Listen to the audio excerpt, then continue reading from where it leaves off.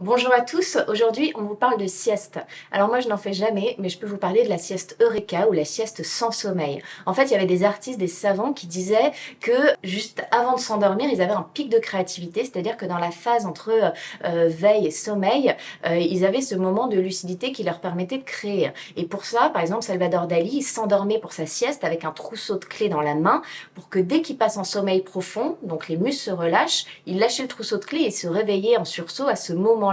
qui était le moment clé, qui est très court et qui permet d'avoir vraiment une bouffée de créativité. Ça a été un peu objectivé avec une étude où ils ont pris une centaine de personnes, ils leur ont donné un problème de maths qui était compliqué à résoudre, mais avec une solution en fait qui est quand même possible et qui est assez créative. Ils ont enlevé les personnes qui avaient directement cette solution, ils ont gardé tous les autres, ils ont fait deux groupes, un groupe qui pouvait faire une sieste libre et un groupe qui aussi faisait sa sieste avec sa bouteille en plastique dans la main et qui, dès qu'il la relâchait, se réveillait et devait résoudre le problème. Ils se sont aperçus que ce groupe-là, évidemment, résolvait beaucoup mieux le problème et ça va dans le sens qu'il y a cette petite phase entre le sommeil léger, la première phase du sommeil et l'entrée dans un sommeil plus profond qui serait très génératrice d'idées, de créativité. Donc voilà, ça peut être un conseil. On privilégie du coup ces siestes très courtes de quelques minutes, mais en fait pour vraiment s'adapter à ce passage en sommeil profond, il faut un élément qui puisse vous réveiller au moment où les muscles se relâchent. Voilà, on se retrouve très vite pour un nouveau tips.